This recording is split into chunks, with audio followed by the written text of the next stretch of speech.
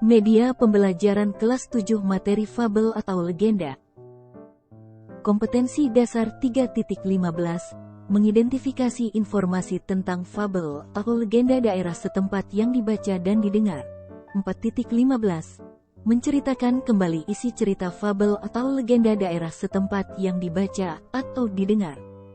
Tujuan pembelajaran: 1. Siswa mampu menyimpulkan ciri unsur cerita fabel atau legenda pada teks yang dibaca atau didengar. 2. Siswa mampu mengurutkan isi cerita fabel atau legenda. 3. Siswa mampu menceritakan kembali isi fabel, legenda secara lisan. Pengertian fabel dan legenda. Fabel berkisah tentang kehidupan hewan yang bersifat dan berperilaku layaknya manusia. Sedangkan legenda berkisah tentang kehidupan manusia yang hidup pada zaman dahulu kala dan memiliki kekuatan gaib tertentu atau berkaitan dengan peristiwa magis tertentu yang dianggap nyata dan benar-benar pernah terjadi. Berikutnya adalah ciri-ciri fabel. Yang pertama, tokoh dalam cerita berupa binatang yang berperilaku dan berwatak seperti manusia. Cerita fabel menunjukkan kejadian sebab akibat. Alur cerita fabel umumnya lebih sederhana namun syarat akan pesan moral. Konflik dalam cerita umumnya diambil dari kehidupan manusia sehari-hari, menggunakan latar tempat di alam, seperti di hutan, sungai, kebun, kolam, sawah, dan lain-lain. Biasanya berbentuk teks narasi dengan adanya dialog antar tokoh berupa kalimat langsung. Contoh cerita fabel antara lain yaitu cerita kancil dan buaya, cerita kelinci dan kura-kura, cerita semut dan belalang. Berikutnya adalah ciri-ciri legenda. Legenda memiliki ciri-ciri antara lain sebagai berikut. Tokoh dalam cerita memiliki kesaktian tertentu, terdapat unsur keajaiban dalam cerita, dihubungkan dengan hal-hal gaib, terdapat unsur sejarah dan ceritanya dianggap nyata atau benar-benar terjadi, memiliki amanat atau pesan moral yang dapat dipelajari. Contoh cerita legenda antara lain Malin Kundang, asal mula Danau Toba dan legenda Surabaya.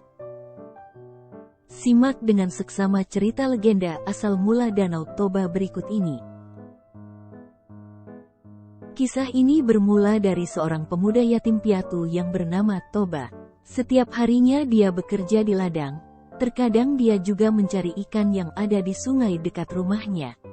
Hasil tangkapan ikan, dia gunakan untuk makan dan juga ada yang dijual ke pasar. Suatu hari dia berharap akan mendapatkan ikan yang besar saat memancing. Pergilah dia ke sungai, lalu mulai memancing ikan. Setelah beberapa saat, mata kail alat pancingnya dimakan oleh ikan. Ya, dia baru saja mendapatkan tangkapan ikan besar. Betapa senang dan gembiranya Toba pada saat itu. Kemudian, dengan sekuat tenaga dia menarik alat pancingnya dan benar saja, seekor ikan yang sangat besar menyangkut mata kailnya. Toba merasa ada yang aneh dan memperhatikan ikan hasil tangkapannya. Ikan tersebut berukuran sangat besar dan memiliki warna kuning keemasan. Apalagi saat terkena sinar matahari, ikan tersebut sangat berkilau. Setelah beberapa saat, dia melepaskan mata kail alat pancingnya yang menyangkut di mulut ikan tersebut.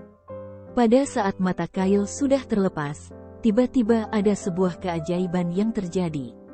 Ikan hasil tangkapannya berubah menjadi seorang perempuan yang sangat cantik dan memesona. Wajahnya begitu menarik perhatian Toba, karena kecantikannya seperti bidadari. Toba masih tidak percaya dengan apa yang disaksikannya. Dia hanya bisa diam dan menatap penuh keheranan pada ikan yang berubah menjadi perempuan cantik itu. Lalu, perempuan itu berkata, "Tuan, aku adalah seseorang yang mendapat kutukan dari dewa, karena telah melanggar aturan. Lalu, aku akan berubah menjadi apa saja seperti siapapun yang menyentuhku. Karena Tuan telah menyentuhkan, maka aku berubah wujud menjadi sepertimu," kata perempuan cantik tersebut kepada Toba.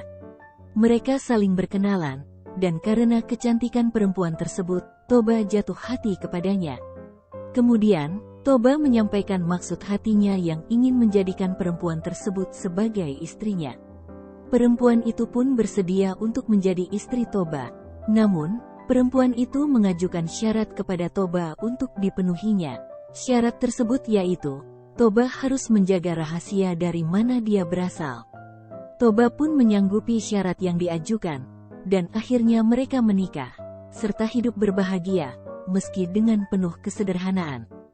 Kebahagiaan rumah tangga mereka semakin terasa, saat lahir seorang anak laki-laki yang bernama Samosir.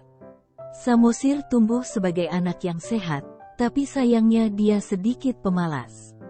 Bahkan, ketika dimintai tolong oleh ibunya untuk mengantar makanan kepada ayahnya yang sedang bekerja di ladang, Samosir pun kerap menolaknya. Pada suatu hari, Samosir dipaksa oleh ibunya untuk mengantarkan makan siang ke ayahnya. Dengan wajah malas, dia berangkat ke ladang. Namun, saat di pertengahan jalan, Samosir merasa sangat lapar, dan akhirnya dia memutuskan untuk berhenti sejenak dan memakan bekal yang akan diberikan kepada ayahnya. Samosir tidak menghabiskannya, dia masih menyisakan sedikit untuk ayahnya. Lalu, dia melanjutkan perjalanan menuju ke ladang. Sesampainya di ladang, Samosir memberikan bekal makanan tersebut kepada ayahnya. Toba yang bekerja sejak pagi hari sudah sangat lapar. Dia langsung membuka bekal makanan yang dibawa oleh Samosir. Setelah dibuka, Toba sangat terkejut karena makan siangnya tinggal sisa sedikit saja. Kemudian, Samosir menjelaskan bahwa saat di perjalanan menuju ladang dia sangat lapar dan akhirnya memakan bekal makanan yang dipersiapkan untuk ayahnya. Toba pun sangat marah dan memaki Samosir dengan berkata, "Dasar anak keturunan ikan." Samosir yang mendengarkan perkataan Toba pun sangat terkejut. Dia berlari pulang ke rumah sambil menangis. Ketika sampai di rumah, Samosir bercerita tentang perkataan yang dilontarkan oleh Toba kepadanya, di mana dia disebut sebagai anak dari keturunan ikan. Ibu Samosir sangat bersedih dan kecewa, karena Toba telah melanggar janjinya. Dalam beberapa saat, Samosir dan ibunya menghilang.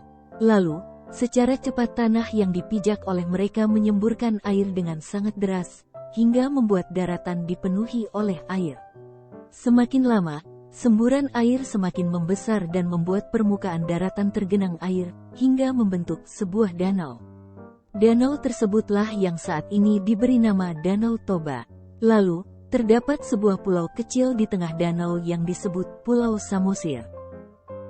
Setelah menonton kisah legenda asal mula Danau Toba, ada tugas yang harus kalian kerjakan. Yang pertama, jelaskan dan paparkan unsur-unsur pembentuk cerita legenda asal mula Danau Toba. Tugas yang kedua, jelaskan amanat yang terkandung dalam cerita legenda asal mula Danau Toba.